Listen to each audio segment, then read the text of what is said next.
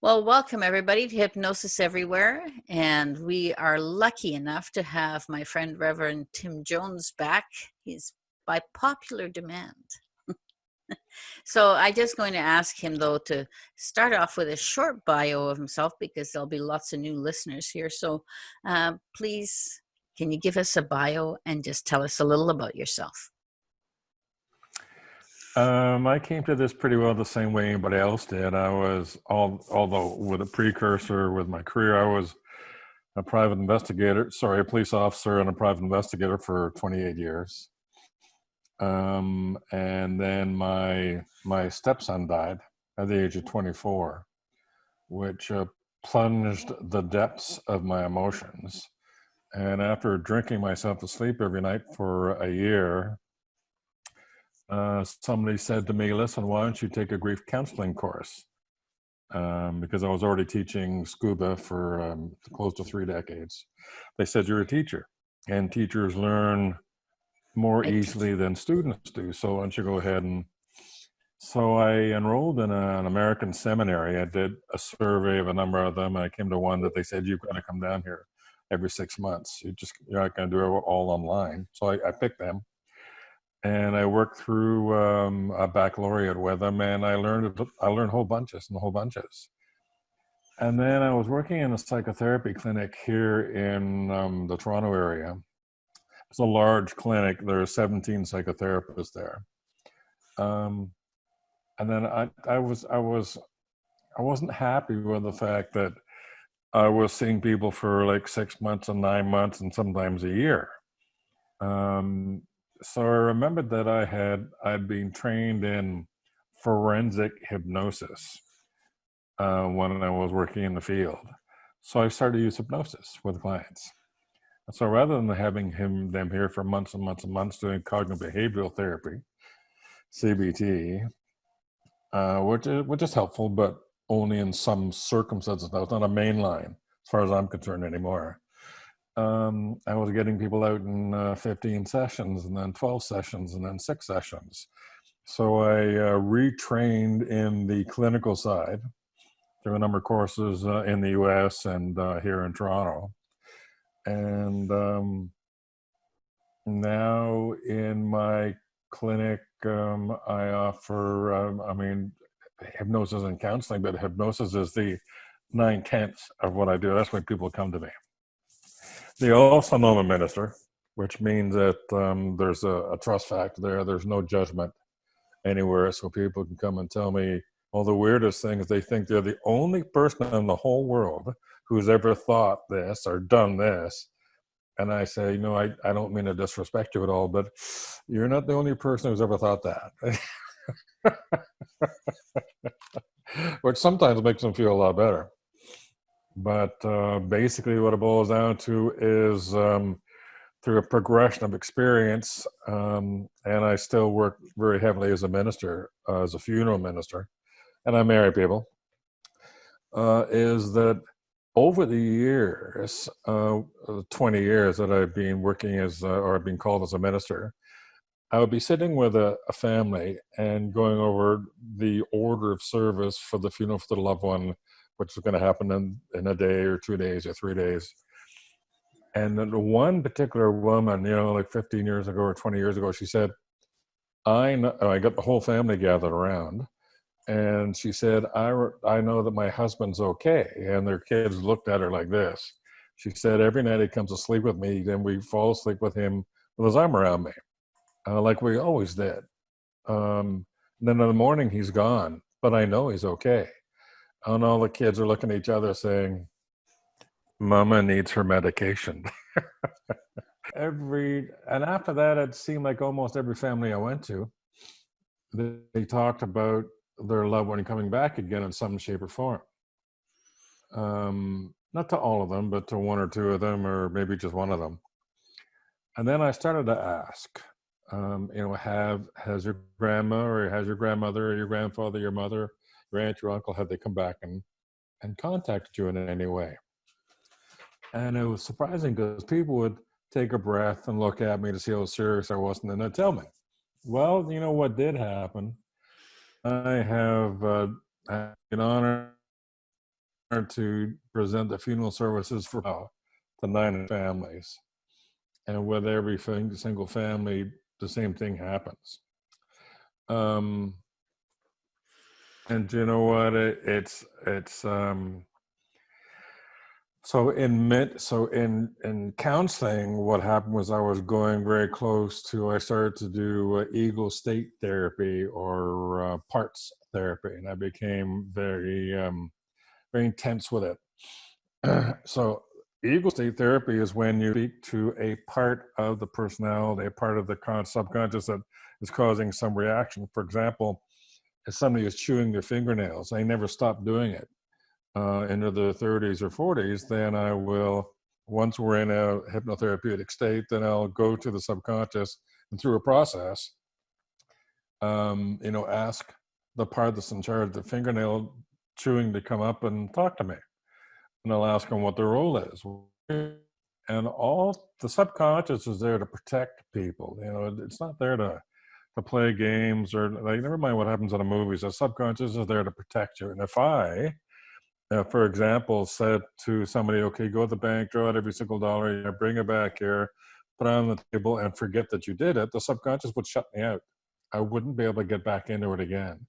And I've had that with a couple of people who have come to me after they've been with other hypnotists who've asked unusual things because they thought it was good therapy, but the subconscious was upset by it, and I had to wholeheartedly apologize to the subconscious before we even started. The subconscious was listening all the time, and I had to wholeheartedly apologize and tell them what I'm here for, and ask them if there's some way that we can work together. And then I would try and take them in the state, and the subconscious would come forward. So when I'm speaking to parts, I can't make people do things that the subconscious knows is not good for the person. So, but what it does do, parts don't always grow up with the individual. So if somebody learned as a young boy or a young girl to throw a temper tantrum and they could get what they want, then they kept on doing it into adulthood to get what they wanted. Or if they're biting their nails, it's because it gave them gratification in some way when they're younger, and then kept on going when they're older. And the part that controlled that action doesn't necessarily grow up with them and mature with them at the same time. So when I speak to the part, then I suggest that, that Inez has been biting her nails, and, she's a professional, she's in business. She pays a fortune to go to the cosmetologist, or to go to the beauty salon and get new nails put on and get them painted, and then she goes ahead and bites them again. And I said, you gotta, can you see some way that you can change that, in that the emotion that you're showing, we can show it in another way, and we discuss what other reactions they can have. 9 times out of 10, 99.999% times out of 10, the subconscious will say, yep, I understand. Yeah, sure, we can change that. They just didn't know. So then I found, as I was doing that and I was doing it consistently and all the time with every client. And then I found that I'd say at one particular moment, I'd say to the part, I'd say, what color are you? If you were to be in front of a mirror and see yourself reflected back, what color would you be? And I do that so that I can call it a name. And it'll say red. I know that red and black usually denote something negative. So I'm not letting them go. I don't care how many people are sitting in my waiting room. I'm not letting red or black go until we've mitigated those colors a little bit. But also I'll say, well, can I call you red? Or I'll say, what emotion do you represent? If they say anger, I'll say, can I call you anger? Can I call you angry? And they'll say, yeah. And sometimes I'll say, what name? If you had one, what name would you have? And it surprised the heck out of me a number of years ago when this one part said, George. And I've never had a part give me a Christian name or a human name.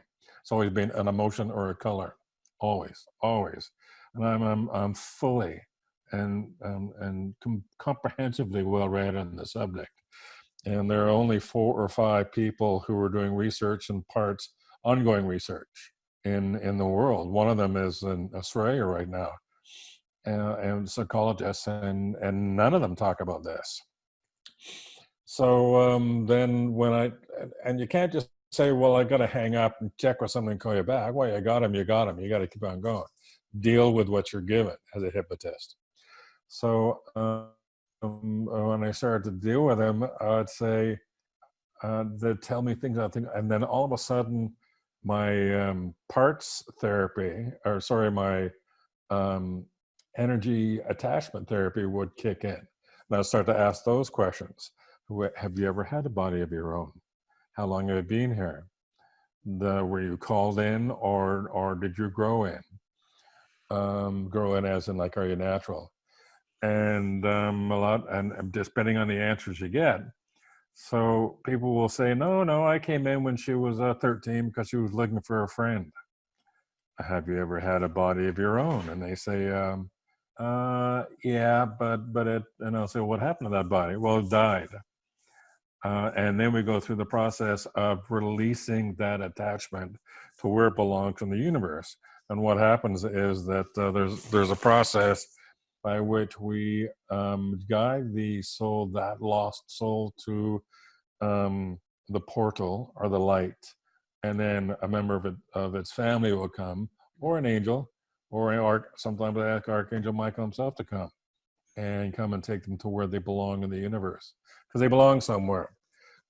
Souls don't die; they go off into perpetuity. Their energy lasts forever, but sometimes they, like I said in the last radio show, sometimes they get stuck in a human being, and they can cause problems. But it's against karma for an energy to live inside somebody else's energy. There's only one or two times, in Journey of Souls, the doctor talked about he had come across a couple of, which used to be our Bible. It started everything, Journey of Souls by Dr. Michael Newton. Dr. Michael Newton, who's still alive and teaching, as a matter of fact. And it used to be it was our Bible, by which a lot of us learned energy and life between life, Bardo. Mm-hmm. It just expanded a fair amount from what he postulates. So anyway, he had said that once or twice he had come across attachments and he would leave them there, because it was a grandmother staying with the granddaughter, and he would say, well, I'll come back in a week's time, I'll talk to you again, but discuss it between the two of you and see whether you really want to stay here, because the subconscious mind of the living person of Inez would say, no, I need my grandmother here. I know she's here. I need her here. She's the only person I can get confidence from. I need her here. And he was a psychologist, so it wasn't a case of he had to deal with a psychiatrist. He could make the decision himself. So he made the decision. He'd say, if you'd like to stay, then I won't trouble you. You can stay. Now, that's few and far between. I had a client, how old was he? 61, 62. And his grandmother, I found, was attached to him. Now, his grandmother was a happy-go-lucky soul. She found the good in everything, and she had stayed with him all these years, and he was as surprised as I was. And like I said, what's your name? And she told me, and he was surprised because he has never talked to me about his grandmother. Never. So I knew it was legit. He knew it was legit. And I said, I spoke to his grandmother. I said, it's not really apropos that you stay. He's 61. You've been with him for 50 years. I think he knows how to respond positively now. Do you feel if you looked at the light, there'd be somebody there who'd be waiting for you? And she did, and her husband was there. So I went through the process of getting her to release and go with her husband, to go where she belonged to the universe. And there was no difference with my client. Like, it didn't break down all of a sudden. He just, because the reactions that she had prompted him to adopt, which were make something positive out of every negative situation, were so inured in him after 50 years of push by her, that like, he wasn't going to lose it. sort of thing. Yeah. So when you talk about um, hypnotherapy and you talk about ghosts, they're not ghosts. They're just they are just souls that haven't gone the full length. And I'll tell you what, Dr. Edith Fiore, who is a psychologist in the US, who's very, very well known for her work in this area. She said, quote, earthbound entities are simply those who did not make the natural transition to higher planes of existence, heaven. Possession, or when they attach, reinforces the evidence suggesting that once the physical body dies and that personality survives, that we are immortal beings. And that is what metaphysics is all about. And metaphysics is a philosophy, not a religion. Mm-hmm. Although there's metaphysical Christians and Christian metaphysicists and all sorts of names when you get out there. Lots of labels for everybody. Yep. But metaphysics really is the examination of that which is beyond. It works with the soul. So metaphysics will work with the soul as well as the current personality and putting them in place with what happens afterwards. And as a physiotherapist, as a hypnotherapist, I know all my clients that come to me, they all know that there's a counseling aspect, but they also know I'm a minister, and they also know I'm not, I don't cram the Bible down their throat. I'm not one of those. But it's funny that probably about 90% of everybody who comes to me is a Catholic. And Catholics are very easy to work with simply because they've been brought up with faith. They believe there's heaven. They believe there's a God. So you don't have to. And that's funny too, because Catholics have learned to love and appreciate their priests because they're part of the family, they're part of society, they're part of the community, they're always around. Protestants are taught to fear their ministers. Because all the Protestant ministers do is they say, if you don't listen to me, you're all going to hell. and there was a TV show recently in Toronto, like a game show sort of thing, where they would marry two couples on a show, per show. And they would go through all the pre and all the post and all the rest of that sort of stuff. And they got to pick who their ministers were.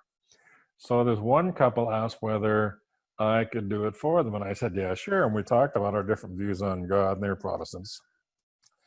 And they said, at one particular point, the bride said, we've been brought up to believe that God, to be very, very afraid of God. I was stunned. And I said, why? I mean, you're his daughter. Why? And they said, it's just the way we've been brought up, and that's the only way that God will accept us if we fear him. And I finally said, I don't think we're aligned to do this service, because God loves you, and whoever's been telling you this, you should separate yourself from them immediately. Get away. And of course, they don't do that because it's sacrilege for them to say to their preacher who's filling their mind full of poison, I think you're filling my mind full of poison. I'm going to leave. Well, no, I'm serious. I'm a minister. I'm around people all the time. That's what you're supposed to do. The majority of what I do are funerals when it comes to pastoral work. I mean, there's not a week goes by that I don't do a funeral. But perhaps can I take a break before we go any further? Yes, thank you.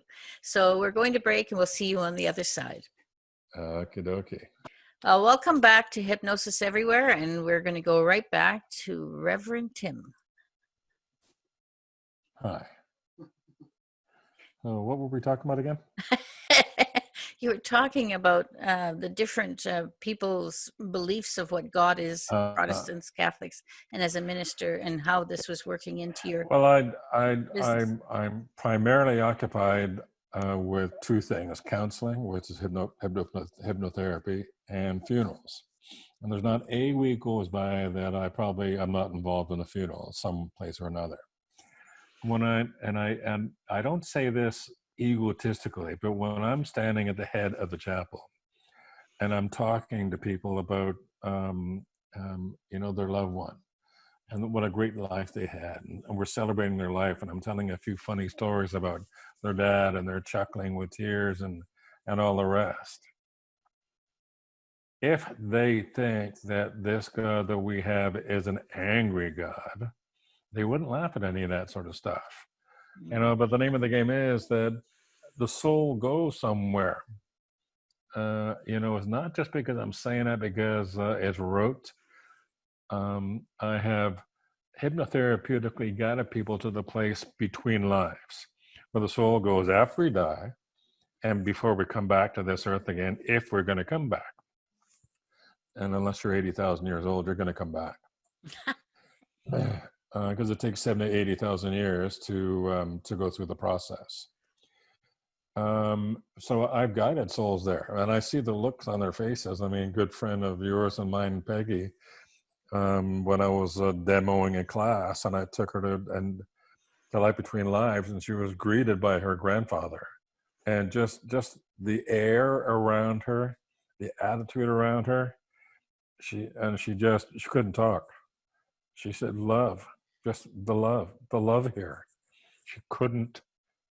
She could hardly articulate it. It was so intense.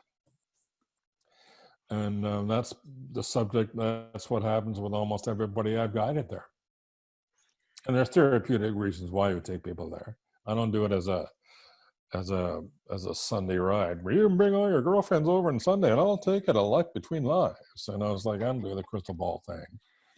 It's we go there for a therapeutic reason and to get answers that they can't get any other way. So like, I know what's up there and I know what I'm looking forward to. I know where I'm going, and I have absolutely unequivocally no problem with it whatsoever. I've talked to my son. I talked to him just a couple of days ago, as a matter of fact, through a channel. I've talked to my dad. I've talked to my mother. I've talked to people that I'm about to do a service for, if they haven't gone all the way. So one of the things that is a bit heavy for a lot of people, but one of the things that I've been trusted with is I'm able to, in my mind, as I said, they say, family calls up and they say, "Can you help us with Inez Simpson next Thursday on the service because she died yesterday or whatever?" I'll say, "Yeah," and then I'll go looking for Inez in my mind, and I've been given the gift of knowing whether you've gone all the way or not. And surprising how many people I'll find just sitting on a park bench or just floating somewhere. They haven't gone anywhere because they feel that they've done something so bad that they won't be accepted.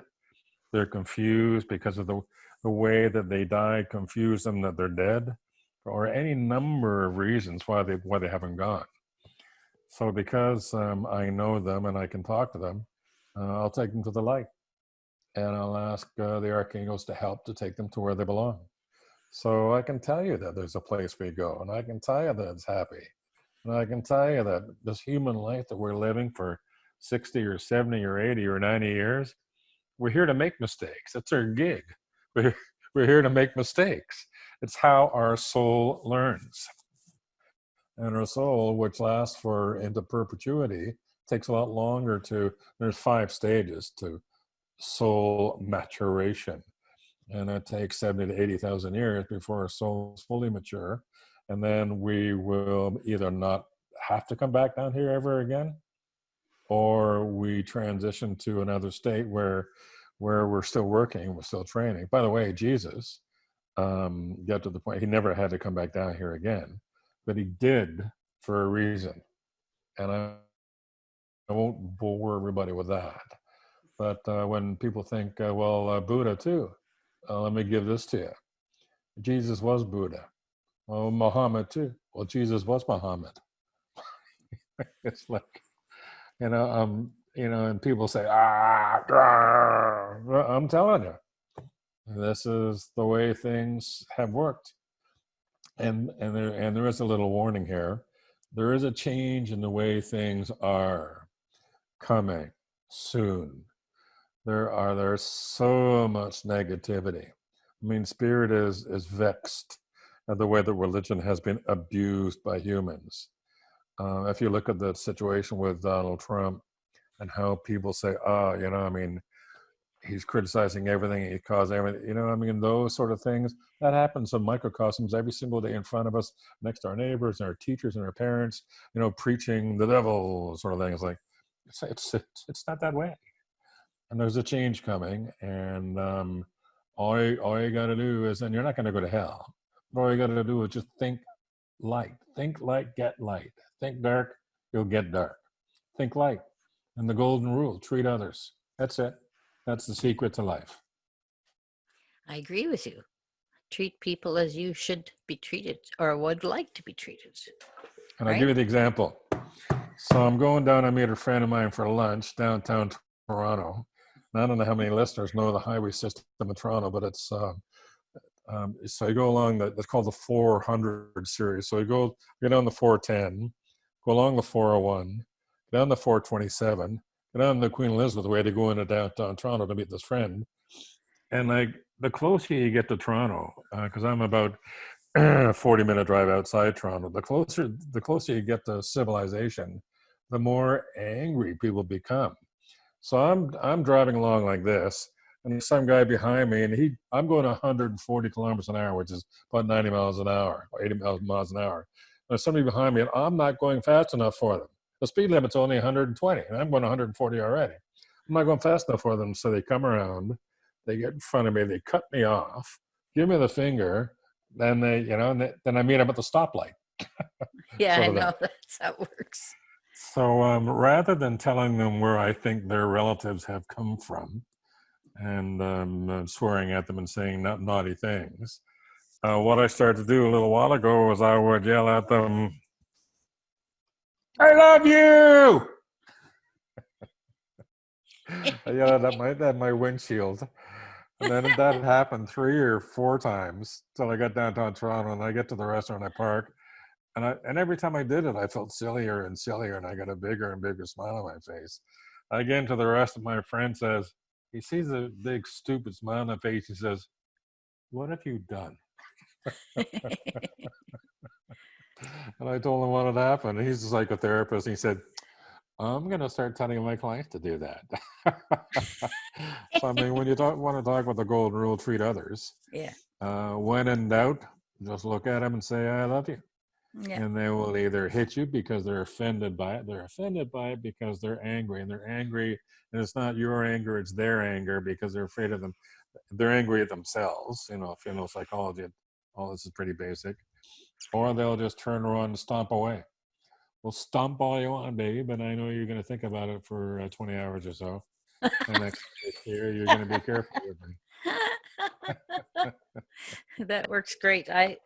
I love that story, and I liked it when you told it on the last show. That's why I prodded you to tell it again, because there'll be different listeners here, and I think that's a great, great story and a great way to treat life. Yep. Yeah. And with COVID, you know what? We don't have the social crowding we had before. So I told my wife, I can really get along with the social distancing, cover in place. I mean, I can get along with that because I counsel by Zoom or in person. But I mean, primarily I'm counseling via Zoom right now. Yeah. And that hasn't made any difference. People are still happy with that, to tell you the truth. I think for me, it's made it actually easier. People are comfortable in their own home, and people are comfortable in their own surroundings and feel safer. So they actually allow more to happen, and more just simpler all around, I think. Yep. Yep. Yeah. So social distancing, I can get along with that. I've been surrounded, and you too. I mean, I've been surrounded. When you think of the classes we've taught, surrounded by people for days and days and days at a time. And as you get a break, and they come up and they say, "Inez, what are we going to do next?" Or "Inez, can I ask a question?" Or "Inez," it's like, and just it's You, my break too, you know. yeah. Yeah, I don't think there's So such it's a like, thing as a break when you're teaching. There's no, no such thing. no. No. So it's actually, I taught scuba for 20 years, and you get great breaks. You're under the water, and you just sort of sit there and breathe a little bit and go, ah, this is nice. Everybody's safe. I think I'd have to see a hypnotherapist about my probably fear of going underwater all that way. So, Is that right? You know yeah. what? It's very amniotic. It is. Okay, that sounds good. I'll have Just to think of it that way. rethink myself. Well, get Martin to hypnotize you and say you're not in the pool, you're in your mother's womb. Feel how safe it is. Isn't it wonderful? Oh, let's go scuba diving. That's great. So, tell us a little bit about what you perceive. You're using the word light quite a bit, and then I I understand what you're talking about. What I need for the people out there to make sure they're hearing the word and knowing what it is. Positive vibration, just being positive.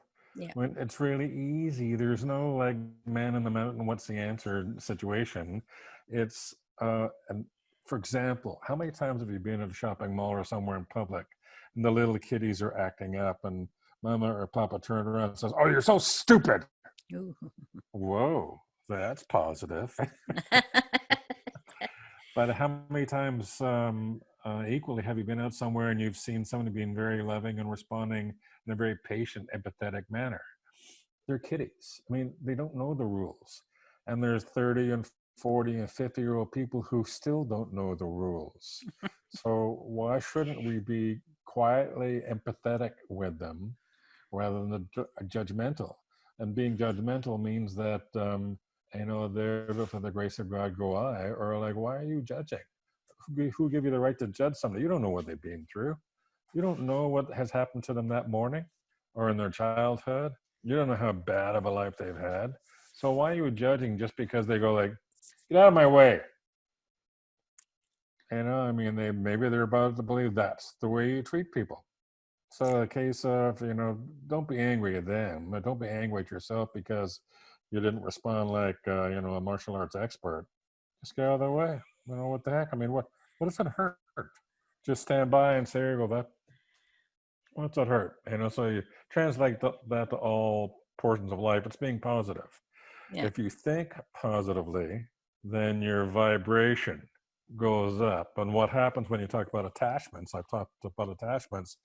When attachments are around, if you are negative and you have a lower vibration, they sense you and they want to come to you because they're negative also. I'll give you an example. My wife went through a cancer journey for 3 years. And well, there's an awful lot of anger with cancer patients, especially ones who used to smoke, like my wife. Anger, anger, anger, anger. And she would sit there and just seethe, and I could see it. And after she had 1/3 of one lung taken out, she just like, because she thought, I've killed myself. I've killed myself. And counselor as I am, you tend not to take advice from your professional spouse. I mean, they need somebody else. Don't take it from me. And I was clearing like spirit out of here all the time who were coming in, and they weren't devils or anything. They were just negative spirits coming in to join a negative spirit. And I was clearing them out of here, left, right, and center. So, I mean, finally, I thought, you know what, she's got to have an attachment somewhere. So rather than me doing it, I went to another one of your guests, Elizabeth Rose, and I said, Elizabeth, between the two of us, let's get spirit on the line here and see if my wife has an attachment. That day, she was at lunch at work, and it was 12:30 at lunchtime, and there was an attachment. So we released it. And then that night, I said to her, she came home and I said, "Do you have any change of how you felt today?" And she no, sort of thing.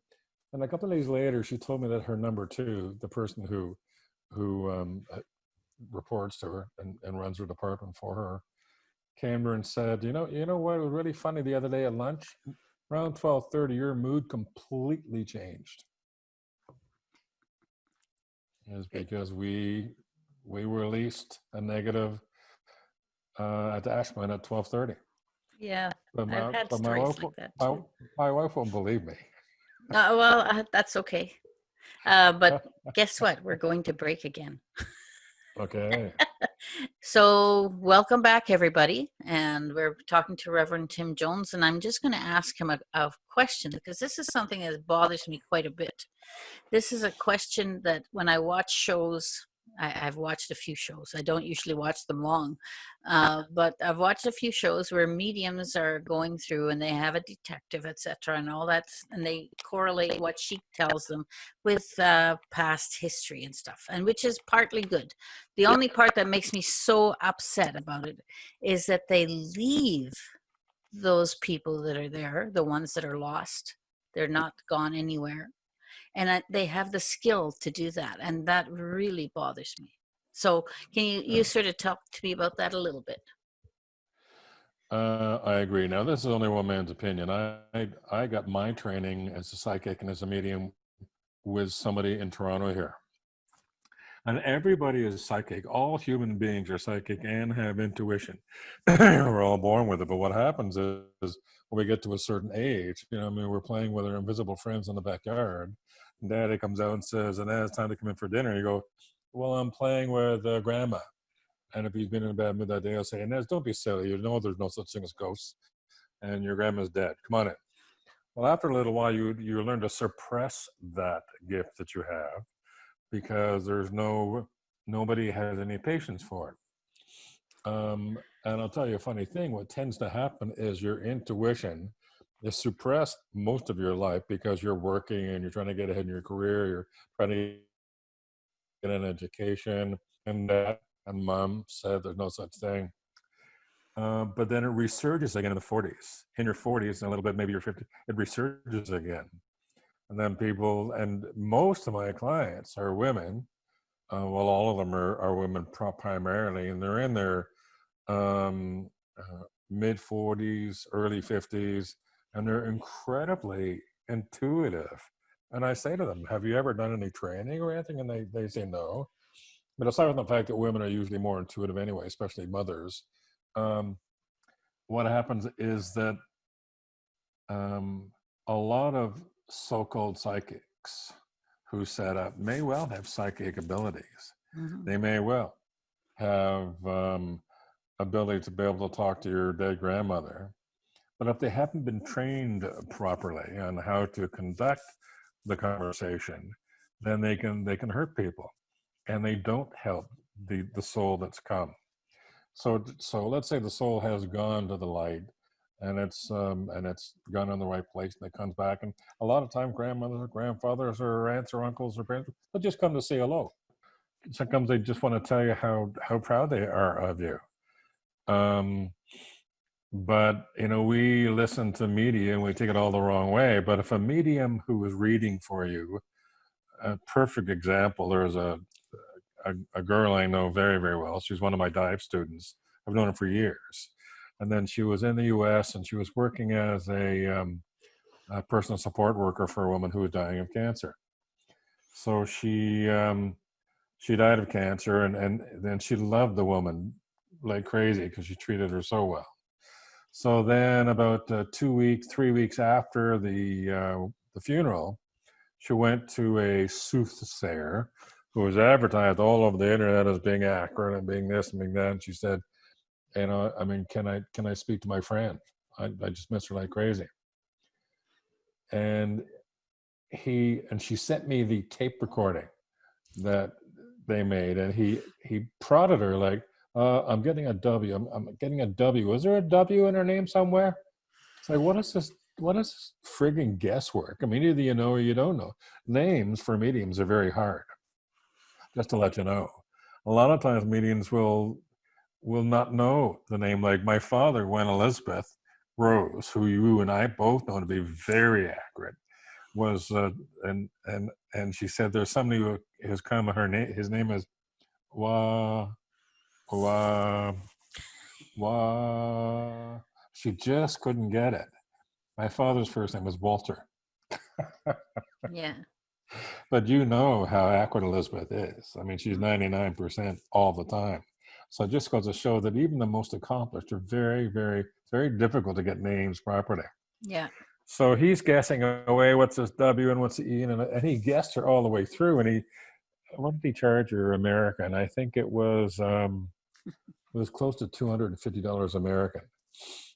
And he didn't tell her anything real. And I said, listen, David, what you got to do is you can't go to a medium for 6 months, because it takes 6 months for your loved one to orient themselves as to where they are. Where you can talk to them is immediately upon transition.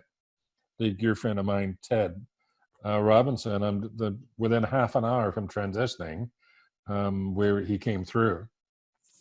And then I got in touch with him 2 days later and had a great conversation with him. And then, after that, I tried myself, and somebody else came for him and said, he's just recovering right now. I'm just here to tell you that he's okay. So any competent medium will tell you, when do they die? Wait until it's been 6 months, then come to me. Then they can get true spirit coming through. And and you get the other, and a lot of the mediums, they don't. When somebody comes when the spirit comes and is troubled, rather than sending it away, they should be asking the archangels to come and help the spirit to go to where it belongs. They should be asking for help. And when you talk about that too, you talk about the Catholic exorcism thing. Yeah. I thought this was so amusing. 2 years ago, in the newspapers in Toronto, the Catholic Diocese in Toronto was advertising for priests to come help them to do excommunication, to be trained to do exorcisms. Yeah. I thought, isn't that the craziest thing? They're running short of priests to do exorcisms. Now, I know what they do. I've got the wording of exactly how they do it, but they use scripture, left, right, and center, all over the place.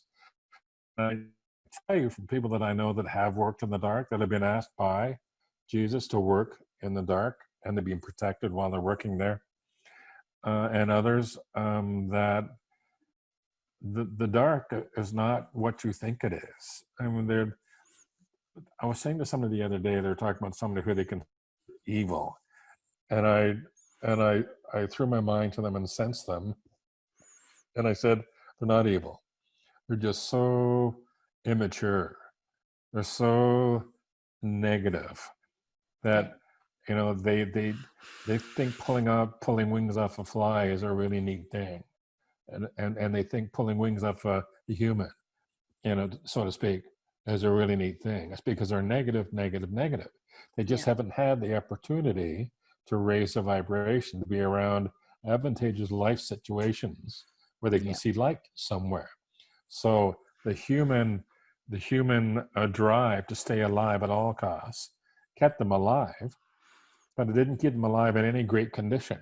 So you see these people, and you see them in jails all the time, who don't mind taking human lives. And as a police officer and a private investigator for close to 30 years, I've met what people would consider truly evil people.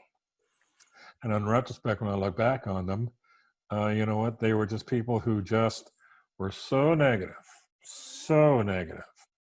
They weren't the devil. They weren't evil. They were just so negative that their natural response to anything immediately was negativity.